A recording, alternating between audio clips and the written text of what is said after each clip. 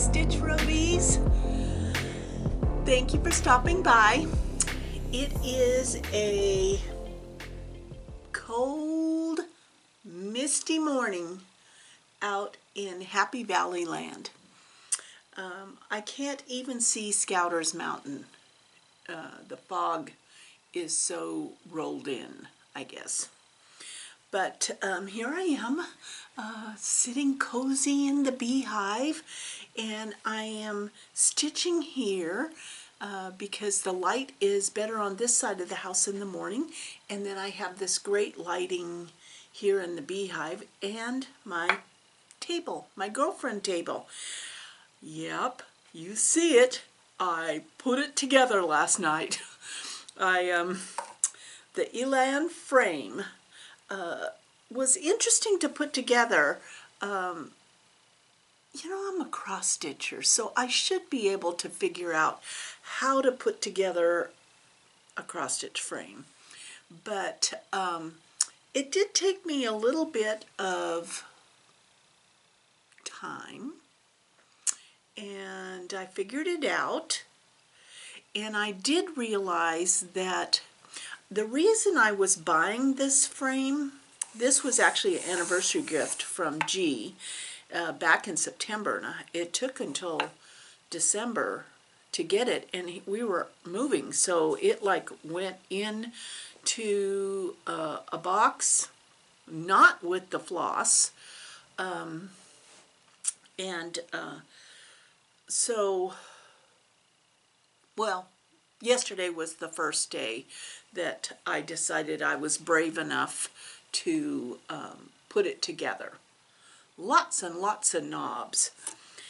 But my intention for buying this frame was because I stitch in hand. But I thought it might be beneficial to have a frame that's held on its own, that stands on its own for big projects. And let me just, I love this part of it, is that you can flip it over to see the back side. But I'm going to flip it down just so you can see my face. But I love being able to see the back side of this. Okay, back to the frame. What I realized was, although I bought two stretcher bars that you have to order separately of two different sizes, neither of them was the size that would one of my big, like the land that I love, big samplers would fit on. And that's the main reason for buying this. So I am going to have to either one, check if I have a Q-snap that will fit it, which I don't think I do, or order the next largest stretcher bar. The thing about it is that these are handmade here in America, and by a family, and their orders, you know, as the orders come in, they're making them, so it takes a while. So I don't know if I want to wait as long as it takes for these stretcher bars or not. But let me just tell you, although I just started, I kind of like it. I don't know, I don't think I will use this for the tiny cross stitches, but I can kind of tell that one of the big issues that I've been dealing with is with this move, my hands hurt. Whatever I did with lifting, shoving, pulling, ripping boxes open, all of my finger joints hurt. And I'm not sure how that stitching in hand and having to hold everything, or I don't like holding a frame, is going to work. And I think this might be the solution to that. With that said, the easiest part of this was putting it together. The instructions are very clear, but the learning curve comes in trying to teach yourself to stitch two-handed. That means you keep one hand underneath and one hand on top. And I keep finding myself putting both hands underneath and going, oh, this doesn't work. Well, no, duh, it doesn't. It's a two-handed stitch system. So you keep one hand on the back side and pull. And once you get that rhythm going, I notice that it seems to me like it's going to make stitching a little faster. I could be wrong, but yeah. So what I decided to do to challenge myself and to help with my learning curve is I am working on actually a project that fits the frame that I bought, and it was that Satsuma. This is for my youngest grandchild. His name is Leo. I did not buy this for his zodiac sign. I bought it because it said his name. But I decided, since that fit this frame, and I did change the fabric to this, let me think,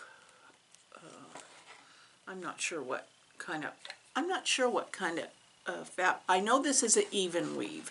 I told Janine when I went to Acorns and Threads that I am done with the black for now. I mean, I might try it again, but no, I'm done with the black.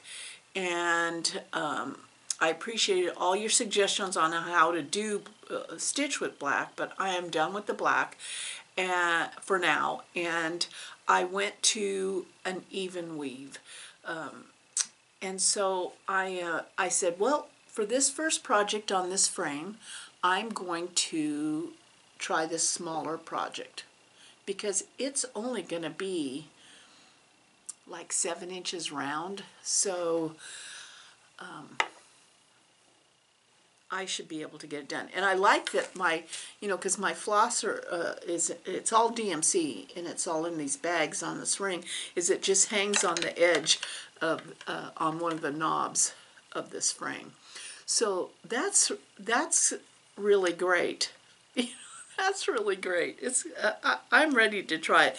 And I did stitch a little bit last night with this frame sitting on my lap while I was watching TV. And this thing is well balanced. I like it. So I will put the link of what type of frame this is in the description box. Because it's very well made. And it came with these little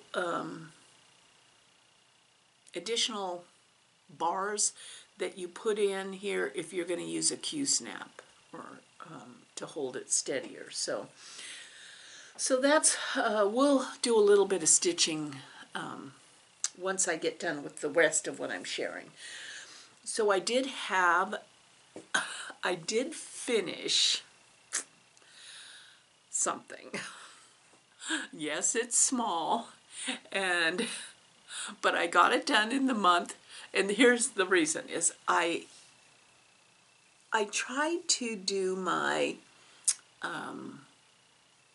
hashtag monthly ornisal ornament, which is an ornament of the month.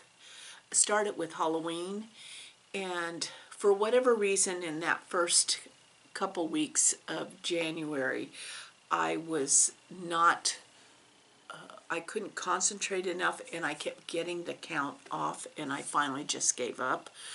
I realized that my mind at that time was barely hanging on by a thread, a floss thread, because I can't find my floss thread. And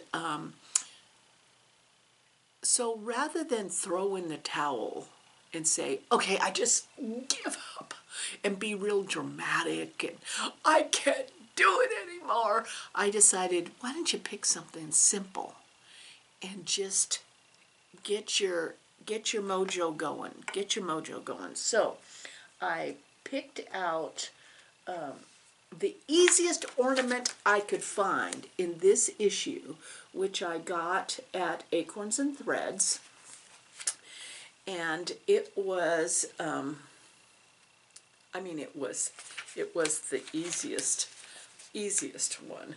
Let me see if I can find what. I really wanted to do the gnome in here, and I will be doing the gnome, but in the meantime, I said, I need to do that one. Merry Christmas. And that little holly is actually just a button, so I don't have a button. And I didn't want to, she painted a hoop, and when I did mine, it just seemed too big. I really wanted something that could be an ornament, so I'm going to finish it in like a flat fold type of,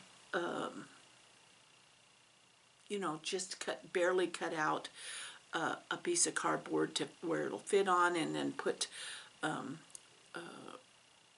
candy stripe type twine around. But I did get it done. So look at that. My first monthly Orny Sal that I'm doing with Becca from Samplery Stitches, and Audrey from Stitchy Witch 42. So now that January is coming to a close, I can maybe pick another one out and do that one. But I'm not sure when I'm going to, well, G is developing an area in the garage where I can do my finishing, have all my glue, all my hammers, all my stuff down there. So I'll actually have a little workbench in the garage. And he is puttering down there as we speak, because it has been, I realized that it really has been, gosh, almost 15 or 20 years since he had a real workshop, a woodworking workshop. And this house is providing that space in the garage for us both to have a little work table out there, which is awesome. I don't know if I've ever shared this with you, but he, when I met him, he was, well, he comes from a family history of artists of different genre. But one of the things he did when he was doing at the time I met him was, not only did he play music, and he can play by ear, but he was a fine woodworker, and so he had built a couple of dulcimers. He had those fine woodworking carving tools. You know, I was so sad when he kind of gave those all away, because we ended up, as we moved, you know, he got into other things, black and white photography, you know, and so I'm kind of tickled when I see that he's excited about this whole woodworking area in the garage, and maybe he'll start doing some woodworking again, which would be really awesome. He needs all of that creative outlet, not just the music, but things with his hands. Because don't you find that things with your hands, really, there's something kinetically going on that makes you feel like, yeah, the finger bone's connected to the arm bone's connected to the shoulder bone. You know, it just kind of makes your whole body wiggle. Yeah, so I am glad that he's down there, been organizing and puttering, and yeah. And because this area in the winter time has a lot of rain, we figured out that we can have our exercycle in the garage, and we can open the garage door and get that brisk fresh air and not get wet and face our exercise cycle outside the garage. So people will wonder what's going on in this house, let me tell you. Oh, I'm digressing, aren't I? I'm digressing. But I do have a fully finished. Yes, it's another simple, fully finished, but it's finished in time for Valentine's Day. And I don't know if you remember that Beth Twist's, I'm pretty sure this is Beth Twist, yes. Look at that. I did this, remember I stitched this last year Valentine start in Tucson, Arizona. This was so fun. And then I wanted this frame, which is I don't have the name of it, but I will put it in the description box. It was actually created, this is what she used for her T is for turkey. I need to do that one. But I think it's called Signed and Framed. But I'll put the link in the description box. But it can either hang or it has this little peg where it can sit on a shelf, and that's what I'm going to do. But I have my first Valentine finish for this year. Fully finished. I was so excited about that. We are still working, and I loved watching Scott, my boy, and who just moved. He just moved. I'll put his link on Instagram too. Scott Hansen. He's a quilter extraordinaire, but he just moved to Whidbey Island, which is one of my favorite places. I mean, you talk about an artistic community. There's a lot of artists on Whidbey Island. But he today was complaining about not wanting to go in the house and hang pictures up. And I get it, because when you move to a new place, just trying to figure out where things go when they were so amazingly displayed in your last home, otherwise you wouldn't have saved it and brought it, and they don't fit in your new home, it's a little bit of a challenge. And so listening to him, I had to laugh because I felt his pain. But I wanted to show you that this is one of my throwback cross stitch. Look at this one. I haven't found a spot.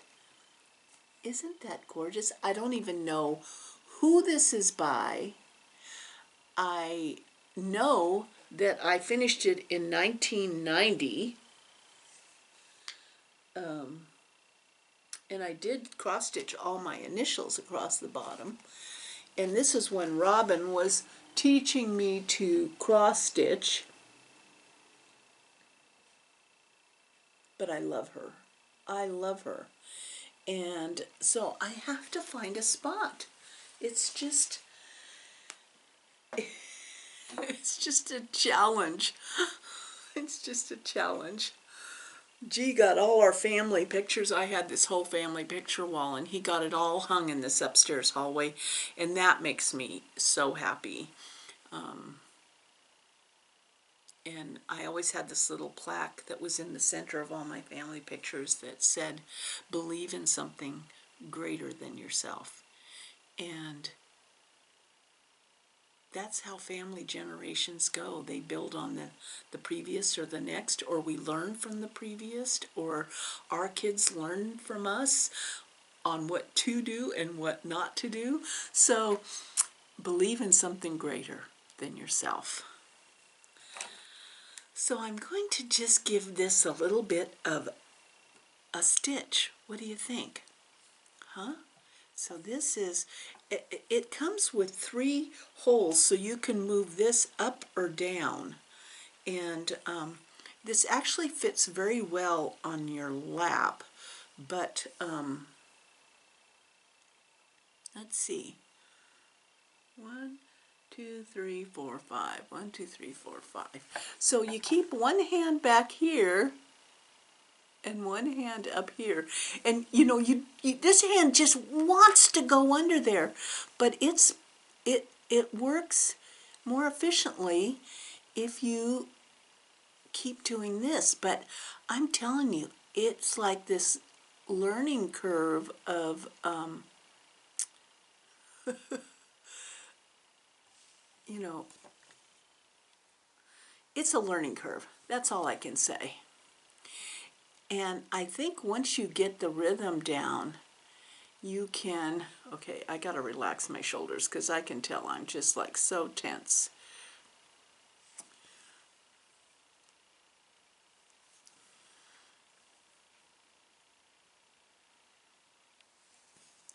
So you see how that goes? Now,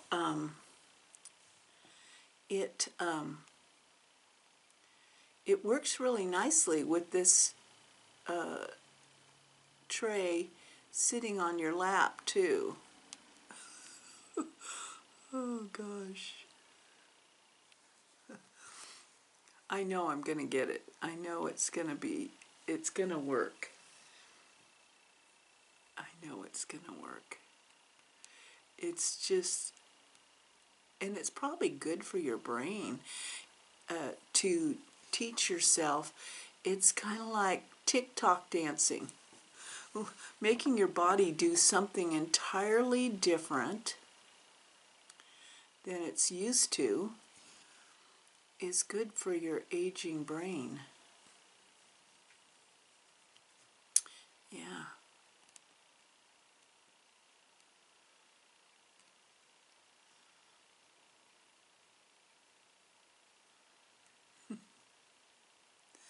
Oh, this is so funny. See.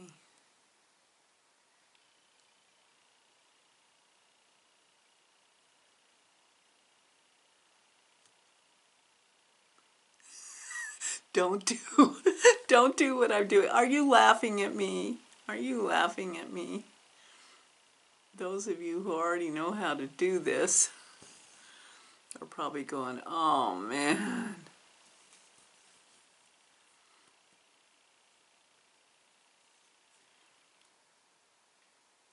It probably would be better on my lap than on this table, huh?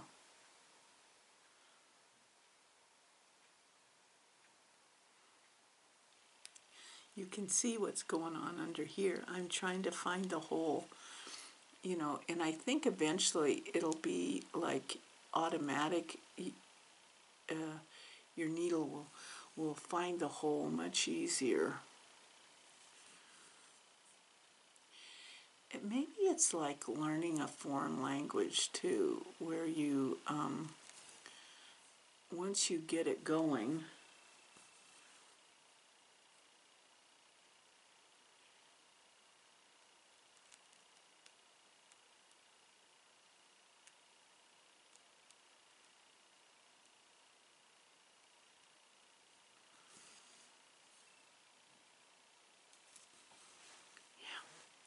relax, deep breathe. It doesn't help. It actually is detrimental for you to, when you're cross-stitching like this, to hold your breath, because I can attest to the fact that you do get a little bit lightheaded when you do that. So with every time that the needle goes in the right spot, you take a deep breath in and you blow it out. Yeah, that's what you're supposed to do. You're not supposed to hold your breath.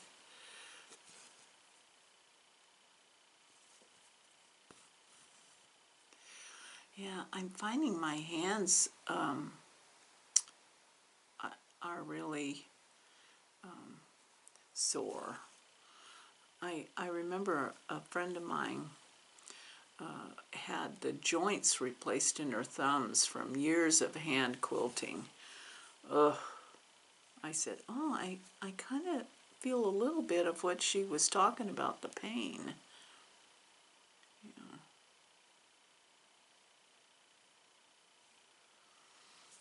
Today is my oldest grandson's 9th birthday.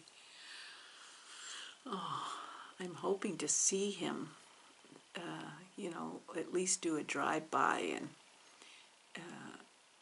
to his house, but right now he's not at home. So, but 9 years, it's so hard to believe it's been that long since he was born.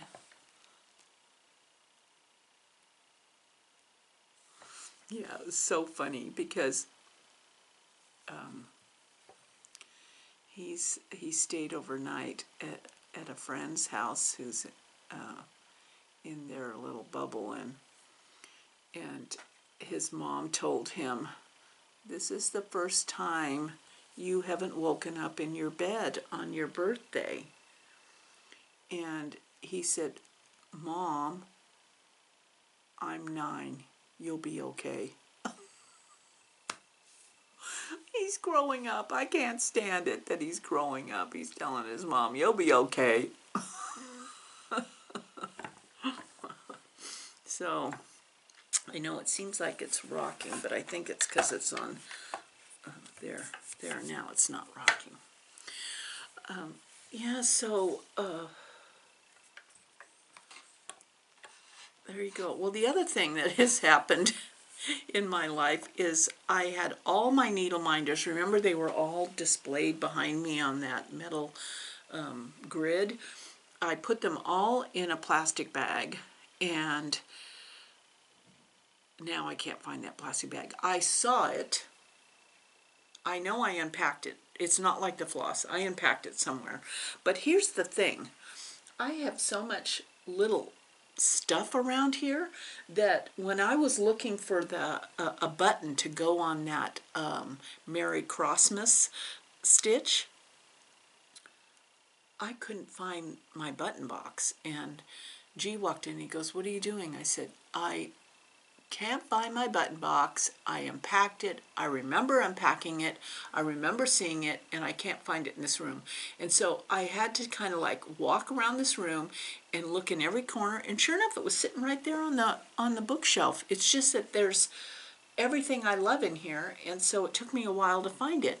So now I have to find my needle minders. I gotta find them because I need a needle minder for this. Yeah. G told me, just order the floss again.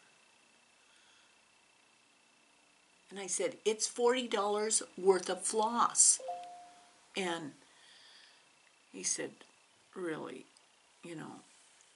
and I was really tempted. But I think I just want to wait till every box is unpacked. And we're getting close. We are getting close. But, we make daily trips, not daily, at least twice weekly trips to Goodwill. And it was so interesting because yesterday we went to Goodwill and there's just things they won't even take. And I was shocked because they have so many people bringing stuff that they now are getting quite discerning. Luckily for me, there was a place right down the street that was another donation place that donation place helps people with job hunting skills, and what Goodwill wouldn't take, they took, which I was shocked at the stuff that Goodwill wouldn't take. I mean, all kinds of craft stuff I had when I was scrapbooking, it was like, what? Why won't you take that? But, yeah. So I keep thinking that I'll find that floss one day, but I've given myself a deadline. If I don't find that floss by, I'm going to give myself another 7 days. I think in 7 days, we'll have unpacked every box. Did I ever tell you about the garbage that I hauled around? Yeah, I did, huh? See, this is why I want to unpack every box. I mean, we hauled around kitchen garbage for 5 years. And that is not happening to me this time.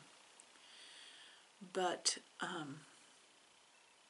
I really, really want to start that long dog pandemic. And that's why I bought this frame anyway. I bought it for the long dog sampler, the Quaker Christmas 2, the Land That I Love. And then when I was watching Samplery Stitch's latest video, and she was sitting in front of that wall of stitchery. There's a wall down in our family room that's blank, and G was saying, what do you think? And there's a quilt hanging on one side. It's a big, big, long wall. I said, I really want to leave this wall empty because I would like to fill it with samplers, cross-stitch samplers, because there's really not a whole lot of place to hang my cross-stitch. And I said, the cross-stitch samplers, that'd be neat to have a wall of those. And so we're leaving it blank, and which means I need to, you know, get it done. Get it done. So I'm going to give myself another week, and if I can't find that floss in another week, I guess I'll buy it again. I just know as soon as I buy it, it's going to show up. Yeah. But you know, how long do you wait for love? I only waited 2 weeks before I said yes, so I think I'm doing pretty good waiting this long to find that floss. Yeah.